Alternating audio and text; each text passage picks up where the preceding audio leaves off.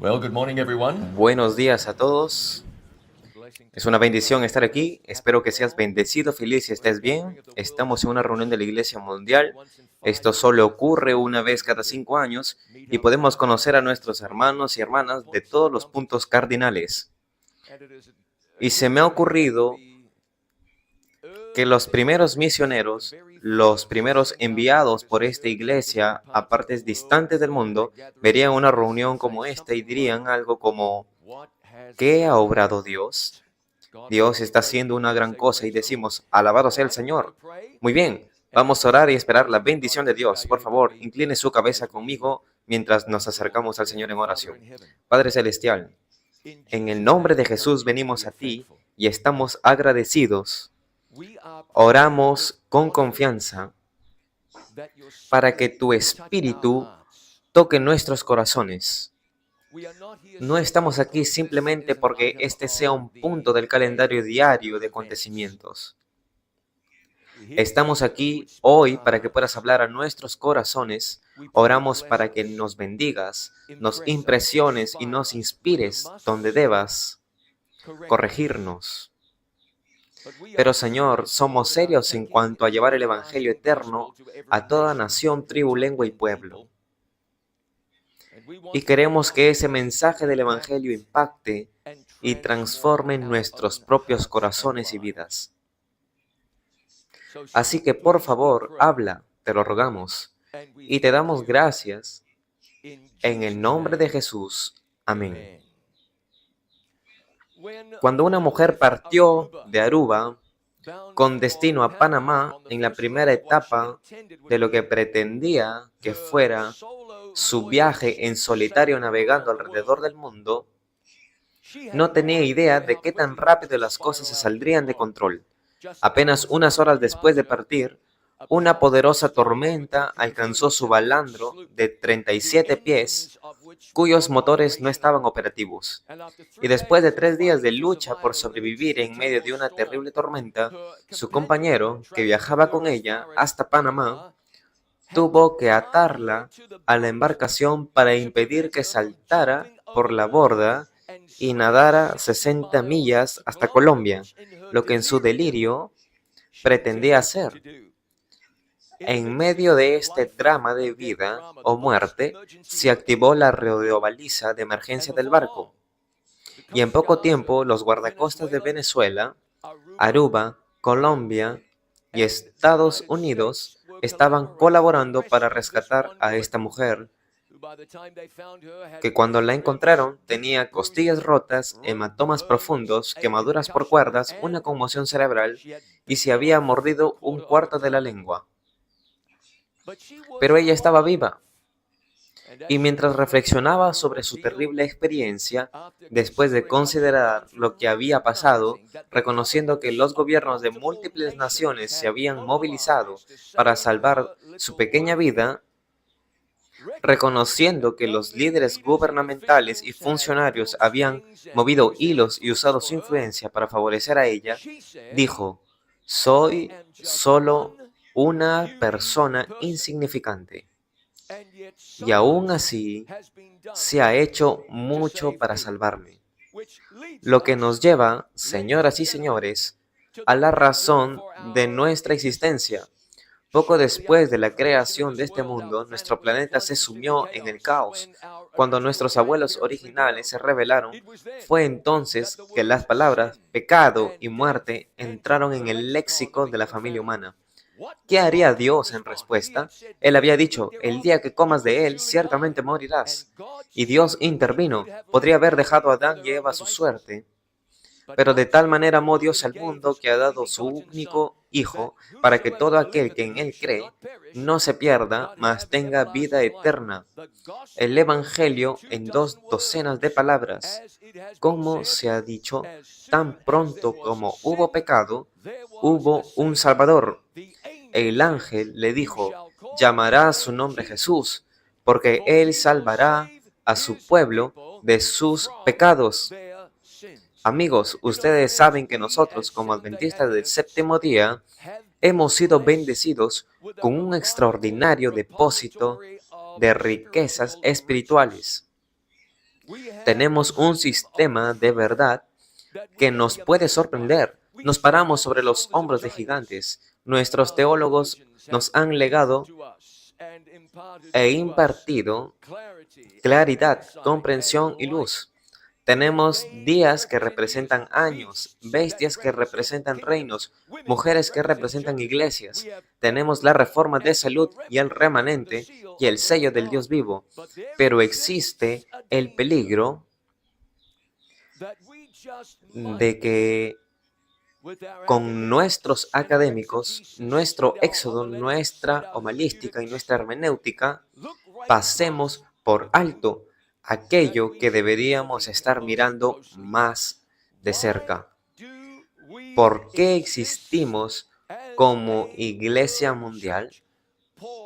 Pablo resumió esto cuando dijo: Cristo vino al mundo para salvar a los pecadores, de los cuales yo soy el primero.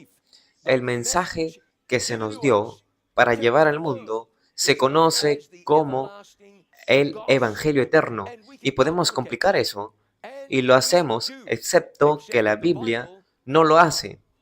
Pablo escribió a la iglesia en Corintio diciendo que Cristo murió por nuestros pecados según las Escrituras, y que fue sepultado y que resucitó al tercer día según las Escrituras.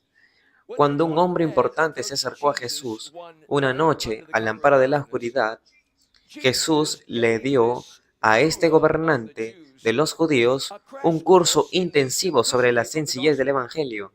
Nicodemo era un peso pesado de la teología, pero necesitaba el Evangelio. Era una persona muy lograda, pero lo que necesitaba más que nada era la gracia de Dios.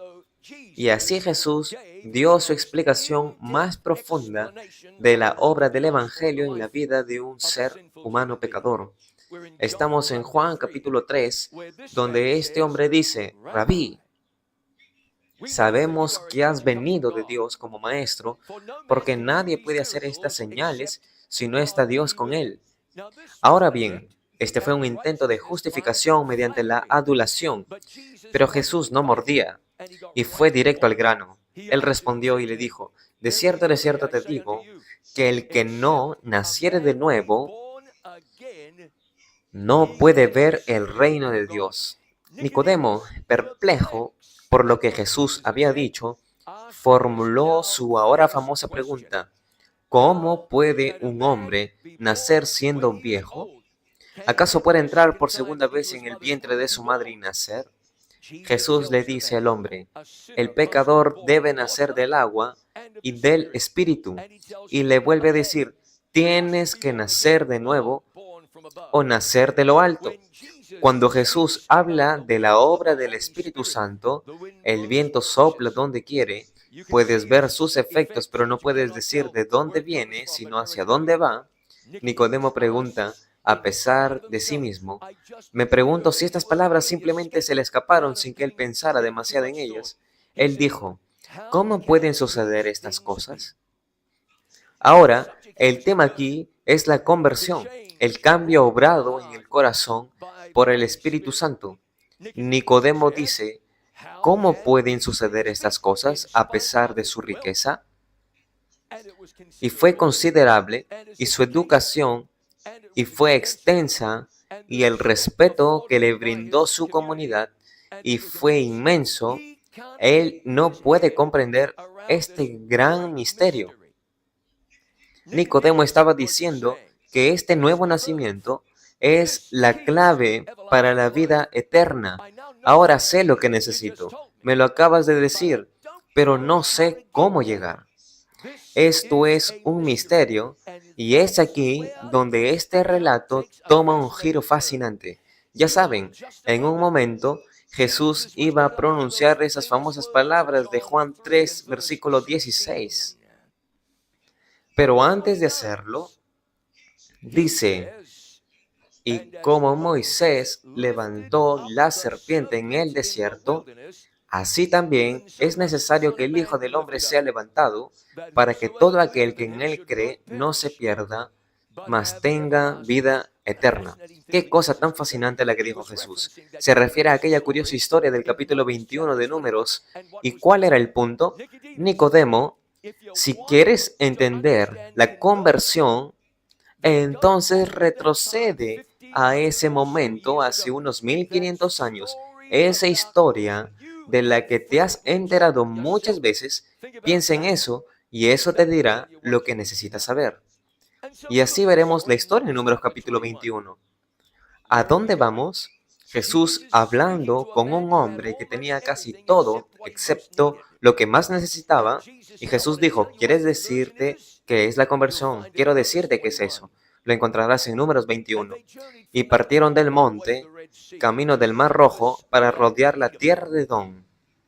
Y el alma del pueblo estaba muy desanimada por aquel camino. Ahora bien, si tuviéramos tiempo, y no lo tenemos, me desviaría un momento para hablar del desánimo y de cómo devora a las personas vivas. Discutimos cómo el desánimo es, en última instancia, una revelación de que no sabes que Dios es lo suficientemente grande para hacer lo que dice que puede hacer. O podría ser que el desánimo de su parte sea simplemente una falta de voluntad para ceder a la providencia y a la voluntad de Dios. Pero no vamos a seguir ese camino. Yo os diré que no os dejéis llevar por el desánimo. Confía en Dios. El camino es largo. Confía en Dios. El crecimiento no parece llegar. Confía en Dios. Los santos o los líderes no parecen escucharte. Confía en Dios. No estás viendo los bautismos que quieres ver, no estás vendiendo los libros que quieres vender. Confía en Dios. El éxito no es necesariamente éxito. La fidelidad es éxito. Si haces la obra de Dios a la manera de Dios, entonces la escuela, la iglesia, el ministerio, la institución, las finanzas son responsabilidad de Dios. Seguimos a Dios y Dios se hace responsable del resto. Y por cierto, alabamos al Señor por nuestros evangelistas de literatura. Damos gracias a Dios por lo que están haciendo. Tantas almas estarán en el cielo gracias a su fiel ministerio y decimos juntos, amén. Pero la gente estaba desanimada. Hablaron contra Dios y contra Moisés. Escucha esto. ¿Por qué nos hiciste subir de Egipto para que muramos en este desierto? No hay pan, ni tampoco agua. Y escuchad, y nuestras almas odian este pan ligero. El mismo mecanismo o medio que Dios estaba usando para salvarlos, y agitan sus pequeños puños en la cara de Dios y dicen, odiamos estas cosas. Y entonces Dios pensó, ¿qué voy a hacer para alcanzar a este pueblo? Se ha esforzado tanto, los milagros evidentemente no han ayudado, la libertad evidentemente no ha ayudado, y ahora Dios lo lleva a otro nivel. El Señor envió serpientes ardientes entre el pueblo, y mordieron al pueblo, y muchos israelitas murieron. Y eso puede parecer radical, pero a veces Dios tiene que hacer cosas radicales para llamar nuestra atención. Tuvo que desviar su atención de sí mismos. Por lo tanto, el pueblo acudió a Moisés y dijo, hemos pecado, porque hemos hablado contra el Señor y contra ti. Rogad al Señor que nos quite las serpientes. Y curiosamente, Moisés oró por el pueblo. Ahora bien, quiero que tengan presente, ¿de qué trata la historia? Se trata de la conversión, se trata de la salvación, se trata de lo que Dios haría para salvar a una persona insignificante, cómo la gente pasa de la muerte a la vida, la historia del Evangelio. Este es, y hemos sido comisionados para proclamar el Evangelio. No tenemos que complicarlo, amigos. Jesús dijo, apacienta mis ovejas. No dijo nada sobre alimentar a las jirafas. Y aquí aclara el Evangelio. Le dijo a Moisés, haz una serpiente ardiente, colóquelo en un poste, y sucederá que cualquiera que haya mordido, escucha, cuando lo mire, vivirá. 1,5 después, Jesús apela a esta historia cuando explica a un fariseo moralista lo que es nacer de nuevo. Moisés hizo una serpiente de bronce y la puso sobre un asta. Aconteció que si una serpiente mordía a algún hombre, al mirar la serpiente de bronce, vivía. Amigo de Dios, esto es sencillo. Pasar de la muerte a la vida era cuestión de mirar a la serpiente que representaba al Salvador, al portador del pecado. Nicodemo, si quieres saber lo que es nacer del Espíritu, yo te lo diré. Mira y vivirás. Esto es lo que significa experimentar el Evangelio. Juan el Bautista dejó mensajes allí en el lodoso río Jordán, cuando dijo, he aquí el Cordero de Dios que quita el pecado del mundo. Amigo de Dios, podemos permitirnos mantener esto simple. Y si usted está luchando para experimentar el Evangelio, y sé que algunos de nosotros aquí hoy lo estamos, entonces Cristo está remediando eso para usted ahora mismo. Debemos mirar a Jesús, el autor y consumador de nuestra fe. ¿Sabes lo que nos gusta decir? Parafraseamos 2 Corintios 3 y versículo 18 y decimos que es por la contemplación que somos transformados. Te conviertes en aquello en lo que te concentras. Concéntrate en Jesús y serás como Jesús. Concéntrate en el mundo y te volverás como el mundo. Concéntrese en los problemas de la iglesia y se convertirá en un problema para la iglesia. Ahora bien, no nos gusta hablar de algunos de estos temas. Nuestros padres y abuelos lo hicieron. Hablarían de los medios de comunicación, de los problemas del mundo secular, aconsejarían a las congregaciones a no ver películas ni esos programas de televisión dañinos. No lo hacemos ahora porque no queremos parecer anticuados y desconectados de la realidad. Queremos parecer modernos. No nos gustaría que los más flexibles entre nosotros nos vieran como si fuéramos intolerantes o anticuados.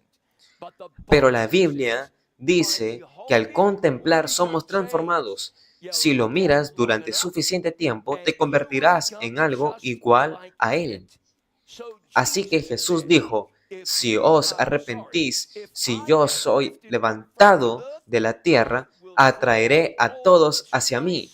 Así que amigos de Dios, nuestro privilegio es exaltar a Jesús, levantarlo alto, elévalo a un lugar donde la gente pueda verlo. Si podemos dar a la gente la oportunidad de ver claramente a Cristo, si la gente puede contemplar la cruz, las vidas cambiarán. Nicodemo confió en su cumplimiento de la ley y en su árbol genealógico, sin saber que todo lo que necesitaba hacer era mirar y vivir.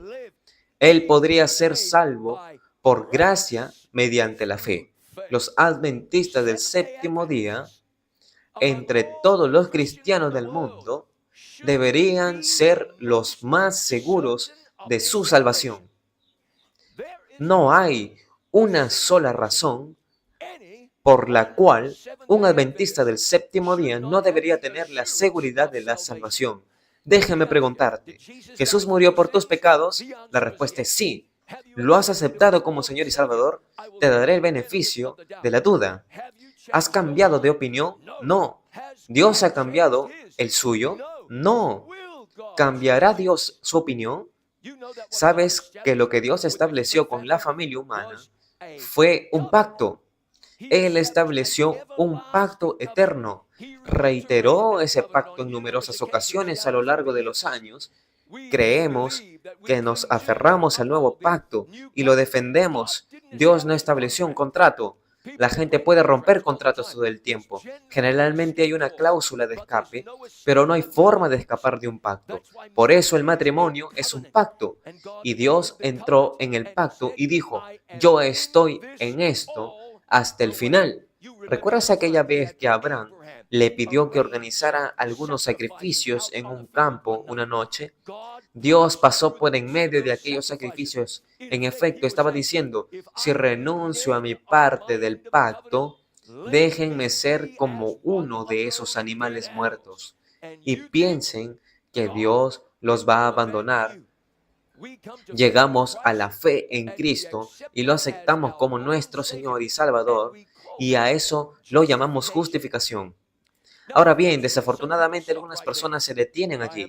He aceptado a Jesús y eso es todo lo que importa. Ahora bien, el desafío es que hay algo de verdad en eso, un grano de verdad. Pero el problema es que he aceptado a Jesús, así que eso es todo. Es simplemente justicia por obras, porque estás basando tu salvación en lo que has hecho al reconocer la cruz, como si los servicios del santuario hubieran terminado en el patio, en el altar del holocausto, viviendo en pecado, quizás feliz en tu justificación, olvidando que existe la santificación. Pero luego podrías ir en la otra dirección mirando la cruz y diciendo, Jesús, pero empezando a dudar de tu salvación, porque aún no eres Enoc o no estás viviendo al nivel de abnegación de la Madre Teresa o algún otro héroe humano. No hay seguridad de salvación porque no eres Enoc. Y esto preocupa a nuestro pueblo. Así que unamos todo esto porque debemos hacerlo.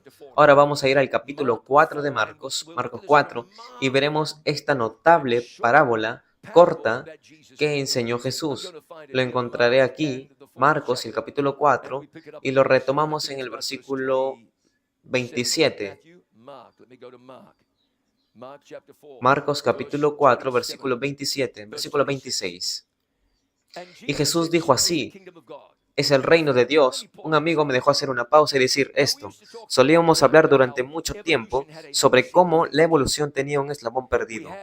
Teníamos evidencia aparente de la evolución de lo que alguna vez pudimos haber sido. Vemos lo que somos ahora, pero no hay evidencia que lo vincule. Ahora bien, en defensa de los evolucionistas, y necesitan algunos, dirían que todo ese momento de eslabón perdido es inapropiado, en realidad no es nada. Pero voy a seguir con lo que solíamos hablar, el eslabón perdido. Hoy les voy a decir que hay un eslabón perdido en la experiencia de muchos de nuestros pueblos.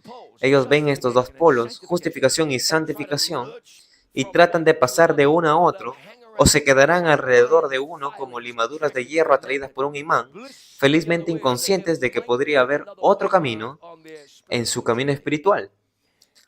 Y Jesús dijo, así es el reino de Dios. Podría haber dicho, esta es una explicación de la obra del Evangelio en el corazón humano. Es como si un hombre echara semilla en la tierra y durmiera y se levantaran noche y día y la primavera no permitiera que la semilla brotara y creciera. No sabe cómo. Esto es fascinante, damas y caballeros. Jesús está hablando de una realidad agrícola. La semilla se siembra en la tierra, no sabemos qué sucede. Bueno, sabemos lo que sucede, pero no podemos explicarlo. Es un milagro. El crecimiento ocurre, la semilla se siembra en la tierra, dadas las condiciones adecuadas, brotará. La palabra de Dios se implanta en el corazón humano, provean las condiciones adecuadas y esa palabra de Dios, esa semilla de la palabra de Dios, crecerá y dará fruto y damos gracias a Dios. Permítame una digresión. Tal vez no sea una digresión. No ofrecemos a la gente una teoría sobre Cristo. No ofrecemos a la gente una doctrina sobre Cristo. No ofrecemos a la gente una idea sobre Cristo. Los adventistas del séptimo día presentan Cristo mismo, el Salvador, el Redentor, un sumo sacerdote misericordioso y fiel, aquel que dijo, al que a mí viene, no le echo fuera. Venid a mí, todos vosotros. Jesús dice que estas son promesas. Venimos con fe sabiendo que la Biblia dice que el que tiene al Hijo tiene la vida. Sí, eso es justificación. Venimos a Cristo y somos salvos y no vamos a complicar ese término. Esto es lindo y simple. Una mujer que tuvo una gran perspicacia dijo que la justificación y el perdón son una misma cosa. Perdonados tus pecados, recibes un corazón nuevo y el don de la vida eterna. Estás justificado. Y para decirlo con más precisión, la justificación por la fe es el mensaje del tercer ángel en verdad. Y así, amigos de Dios, cuando estamos analizando lo que tenemos para ofrecer al mundo, cuando miramos nuestro mensaje y hasta podemos distraernos, y espero que sepas que no estoy diciendo esto de manera negativa, no estoy menospreciando el mensaje, lo predico por todo el mundo, pero podríamos perder de vista la esencia de nuestro mensaje para el mundo. Y es que de tal manera amó Dios al mundo que ha dado a su Hijo unigénito. Jesús dice en Marcos capítulo 4 que un agricultor planta una semilla en la tierra y algo sucede, algo pasa, empieza a brotar. Yo continúo porque la tierra produce sus frutos por sí sola. Primero la hoja, luego la cabeza y después la flor completa de la cabeza. Pero después que el grano está maduro, enseguida se mete la hoz porque la siega ha llegado. Esta es la obra del Espíritu Santo.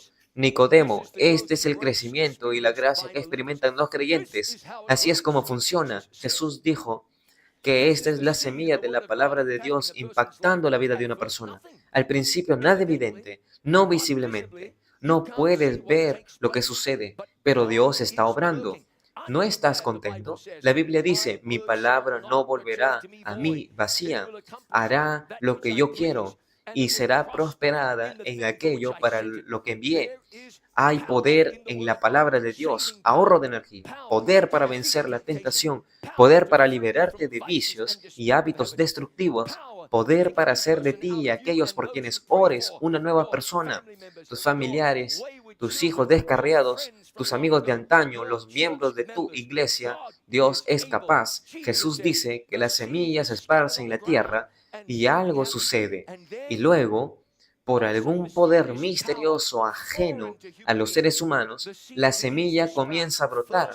Primero la hoja, esa pequeña franja verde que asoma su cabeza por encima de la superficie de la tierra, no es inmediatamente un grandinario de Ansonia. No se trata en este momento del gigantesco arco Babab en el centro oeste de Madagascar.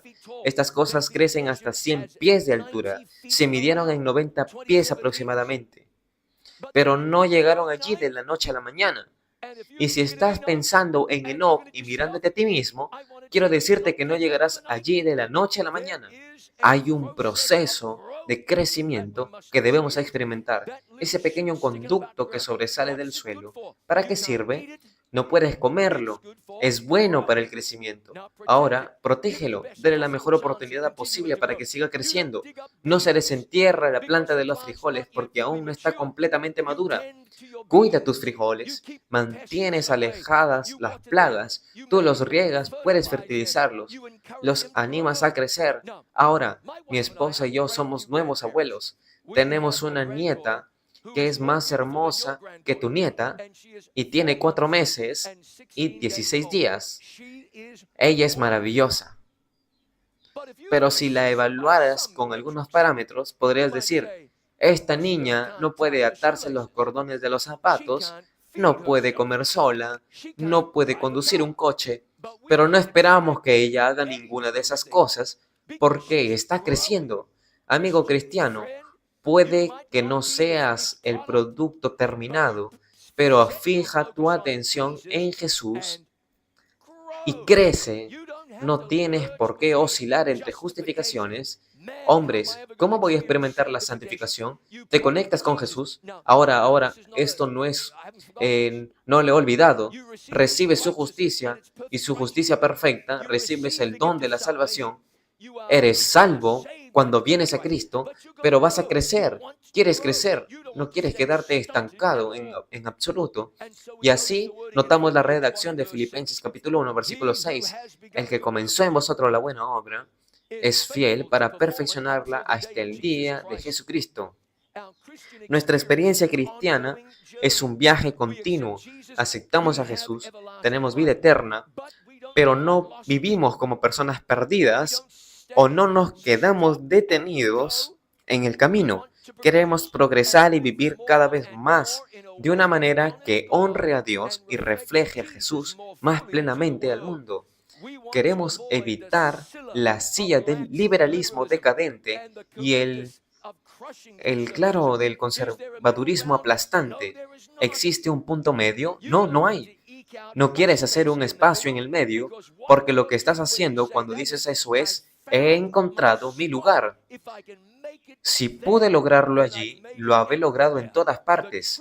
La verdad es que el único lugar seguro es estar al pie de la cruz y decir, Jesús murió por mí, confío en Él. Y mirando a Jesús, creceré en la gracia. Primero la espada, renace el término. Nuevos cristianos, bebés cristianos, los bebés crecen en la dirección de Jesús. Luego, la cabeza, la planta se va desarrollando. No está listo para comer, pero está justo donde lo quieres. Quizás no estés listo para la cosecha, no esté listo, pero está creciendo exactamente como debería. Y luego la Biblia habla del tiempo de la cosecha. Ahora hablaremos de esto un poco más adelante en la semana.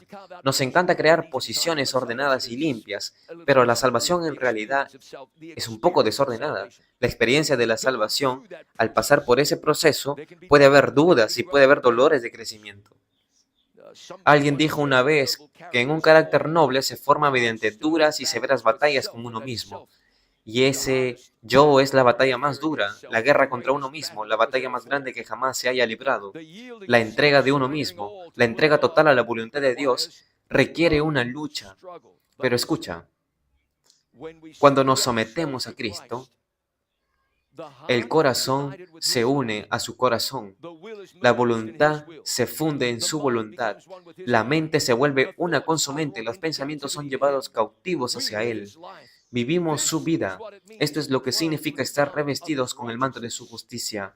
Entonces, cuando el Señor nos mira, no ve la vestidura de hoja de higuera, ni la desnudez y deformidad del pecado, sino su propio manto de justicia, que es la obediencia perfecta a la ley de Jehová.